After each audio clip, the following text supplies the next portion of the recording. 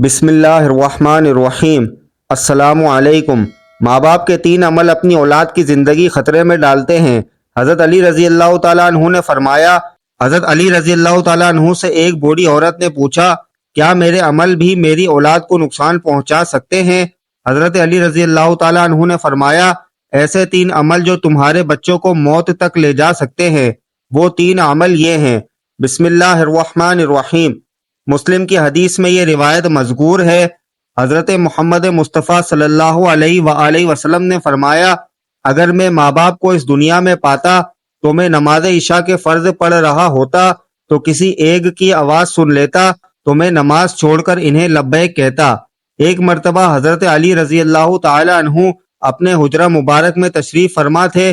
ایک بوڑھی عورت نے آ کر عرض کی، اے امیر المومنین، میری 2 ہی اولادیں ہیں، ایک بیٹا ایک بیٹی، وہ دونوں ہی نافرمان ہیں اور وہ اکثر اوقات بیمار بھی رہتے ہیں، اور میری بیٹی کا رشتہ لینے کے لیے کوئی تیار نہیں، نہ ہی کوئی میرے بیٹے کو رشتہ دینے کے لیے تیار ہے۔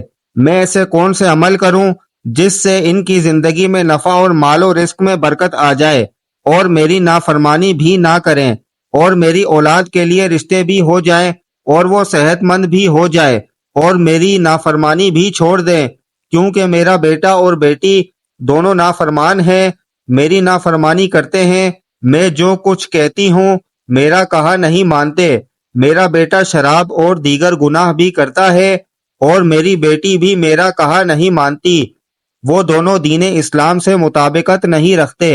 اے امیر المومنین، مجھے کوئی ایسا عمل بتائیں جس سے میرا بیٹا اور بیٹی دونوں راہ راست پر آ جائیں اور دین اسلام سے محبت کرنے لگ جائیں اور میری نافرمانی بھی نہ کریں اور ان کے رشتے بھی ہو جائیں اور دونوں تندرست بھی رہنے لگیں۔ تو حضرت علی رضی اللہ تعالی عنہ نے ارشاد فرمایا، ماں باپ کے ایسے 5 عمل ہیں جن کی سزا اولاد کو بھی ملتی ہے۔ وہ 5 عمل ایسے ہیں جس سے اولاد کا تعلق جڑ جاتا ہے۔ امیر المومنین حضرت علی رضی اللہ تعالی عنہ نے فرمایا، اگر ماں باپ یہ عمل کرتے ہیں، ان عملوں کی سزا اولاد کو بھی بھگتنا پڑتی ہے۔ وہ بوڑھی عورت کہنے لگی، اے امیر المومنین، وہ کون سے ایسے 5 عمل ہیں جن کی وجہ سے ہماری اولادیں بیماری میں مبتلا اور پریشانیاں، نافرمانیاں اور ان کی زندگی میں بہت سی مصیبتیں آ جاتی ہیں؟ تو امیر المومنین حضرت علی کرم اللہ وجہ الکریم نے فرمایا، اے بوڑھی عورت، ماں باپ کا پہلا عمل یہ ہے جو ان کی اولاد کو گھاٹا دیتا ہے۔ نمبر 1، جس کے ماں باپ قرآن پاک پڑھے ہوئے ہوں اور گھر میں تلاوت قرآن پاک نہ کرتے ہوں، ان کے گھروں میں بے برکتی نازل ہو جاتی ہے اور شیطان کے چیلے اس گھر میں ڈیرے ڈال دیتے ہیں، اور شیطان کے یہ چیلے ان ماں باپ کی اولاد کو بھٹکاتے رہتے ہیں، جس کی وجہ سے ان ماں باپ کی اولادیں بیمار رہنے لگتی ہیں اور گھر میں لڑائی جھگڑے، ناچاکیاں اور بے اعتمادی بڑھ جاتی ہے، جس کی وجہ سے ان کی اولادیں نافرمان ہونا شروع ہو جاتی ہیں، بلکہ دین اسلام سے بھٹکنا بھی شروع ہو جاتی ہے، کیونکہ قرآن پاک اللہ تعالیٰ کی ایسی مقدس کتاب ہے جس کے ہر الفاظ کو پڑھنے سے اللہ تبارک و تعالی انسان کو 10 نیکیاں عطا فرماتا ہے، اور ہر 10 نیکیوں کے بدلے میں انسان کا مرتبہ اور رتبہ بلند کر دیا جاتا ہے، اور ہر اس نیکی کے بدلے میں اس کے گھر میں برکتیں اور رحمتیں نازل فرماتا ہے، جن کی وجہ سے اس ماں باپ کی اولادوں پر اثر پڑتا ہے اور ان کی اولادوں پر بیماریاں اور مصیبتیں ختم ہو جاتی ہیں اور وہ باحیا اور دین اسلام پر قائم رہتی ہے، اور اللہ تبارک و تعالی ان کی اولادوں کی قسمت اپنے ایک فرشتے کے ذمے لگا دیتا ہے۔ وہ فرشتہ ان شیطان کے چیلوں کو بھگا دیتا ہے اور ان کے گھر میں برکتیں اور رحمتیں اللہ تبارک و تعالی کے فضل و کرم سے برستی رہتی ہیں۔ جہاں اللہ تعالی کی برکتیں اور رحمتیں برسنا شروع ہو جائیں، اس گھر میں نہ ہی تو شیاطین آ سکتے ہیں، نہ بے برکتی، نہ ہی ان کی اولادوں کو کوئی سایہ یا تنگ دستیاں یا کوئی اور پریشانی انہیں چھو بھی نہیں سکتی۔ ہم نے تقریباً یہ دیکھا بھی ہے کہ اکثر اوقات ہمارے رشتہ دار یا اپنے گھروں میں جھانک کر دیکھیں، ہمارے قرآن پاک جو اللہ تعالیٰ کی مقدس کتاب ہے، جو ہمارے آخری نبی حضرت محمد مصطفیٰ صلی اللہ علیہ وآلہ وسلم پر نازل ہوئی، ہمارے گھروں میں پڑی، ان پر دھول جم گئی ہے۔ ہم قرآن پاک کی تلاوت کم و بیش کرتے ہیں، حالانکہ ہمیں روزانہ قرآن پاک کی تلاوت کرنی چاہیے تاکہ ہمارے گھروں میں برکتیں اور رحمتیں اللہ تعالیٰ کی عطا ہوتی رہے۔ جو ماں باپ قرآن پاک پڑھ کر بھی نہیں پڑھتے، ان کی اولادیں بے حیا، بے شرم اور تنگ دست ہو جاتی ہیں۔ لہٰذا ہر ماں باپ کو چاہیے قرآن پاک کی تلاوت کرتے رہا کریں۔ نمبر 2، امیر المومنین حضرت علی رضی اللہ تعالی عنہ نے فرمایا، جس گھر میں ماں باپ روزانہ لڑتے ہیں اور گالیاں ایک دوسرے کو دیتے ہیں، جہاں گالیاں دی جائے صرف شیطان ہی اس گھر میں ڈیرے ڈال لیتے ہیں اور ان کو بھٹکاتے رہتے ہیں۔ آپ خود سوچ کر دیکھیے، جہاں اللہ تعالیٰ کے فرشتے نہ آئیں تو وہ گھر تو جہنم کہلائے گا۔ اللہ تعالیٰ کے فرشتے تو صرف یہودیوں اور مشرکوں کے گھر میں نہیں آیا کرتے، کیونکہ حضور صلی اللہ علیہ وآلہ وسلم کا فرمان مبارک ہے، ایک دوسرے کو گالیاں دینا دین اسلام میں حرام ہے، کیونکہ ماں باپ کو دیکھ کر ہی اولاد جوان ہوتی ہے۔ جیسا طرز عمل ماں باپ کا ہوگا، اولاد بھی وہی عمل اختیار کرے گی۔ اولاد نے تو یہی دیکھا کہ میرے ماں باپ ایک دوسرے کو گالیاں دیتے ہیں، لڑائی جھگڑے کرتے ہیں، اب اولاد سے ماں باپ یہ امید کریں کہ میری اولاد فرما بردار ہو، ایسا نہیں ہو سکتا۔ اسی لیے حضرت علی رضی اللہ تعالیٰ عنہ نے فرمایا کہ ماں باپ کو چاہیے دین اسلام میں جو بولنے کے طریقے بتائے گئے ہیں وہی اختیار کریں تاکہ ان کی اولادیں وہ سن کر ان پر اثر کریں۔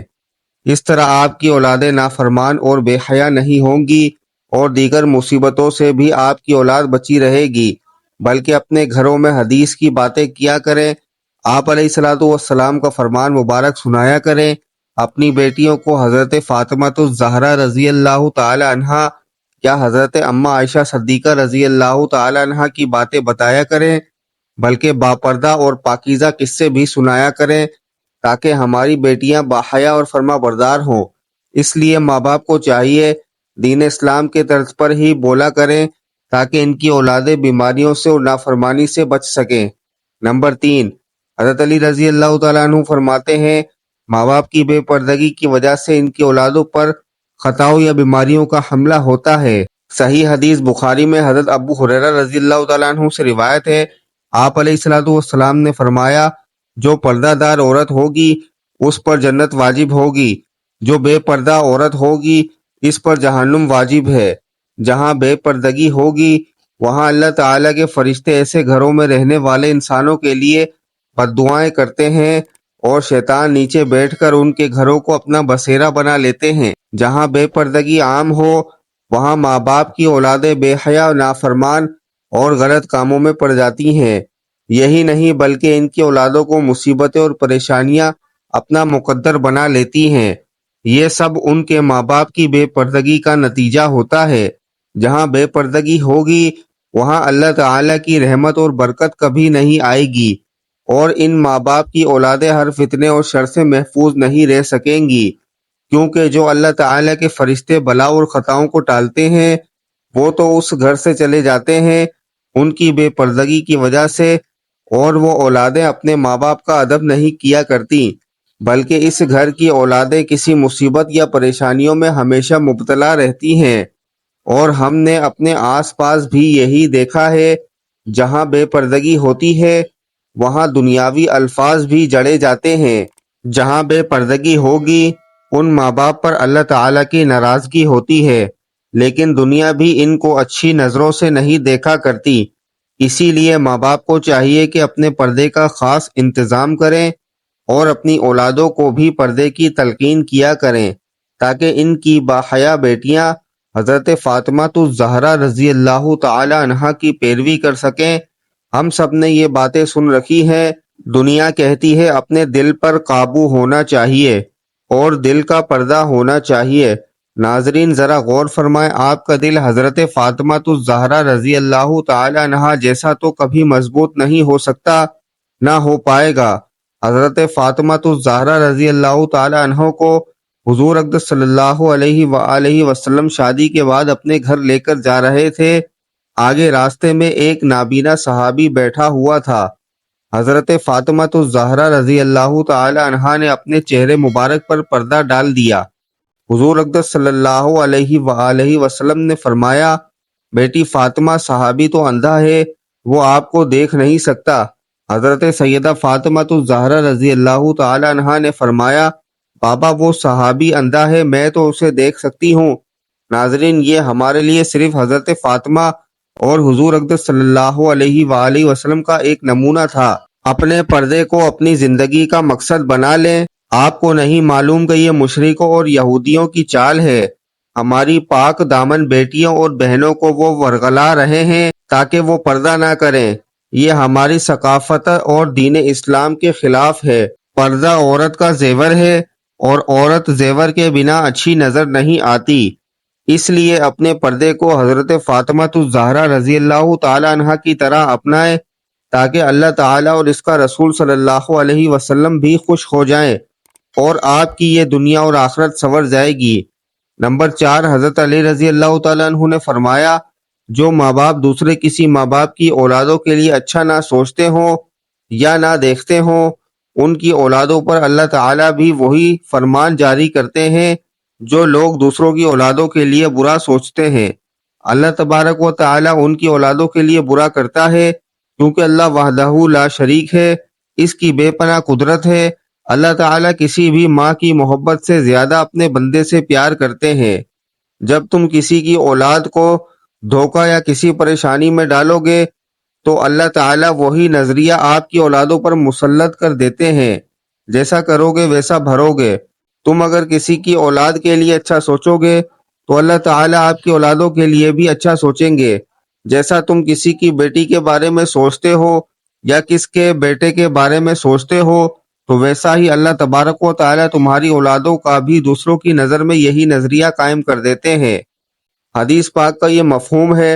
حضور اقدس صلی اللہ علیہ وآلہ وسلم کی خدمت میں ایک صحابی نے عرض کی، یا رسول اللہ صلی اللہ علیہ وآلہ وسلم، فلاں صحابی کسی عورت کو چھپ چھپ کر دیکھتا ہے۔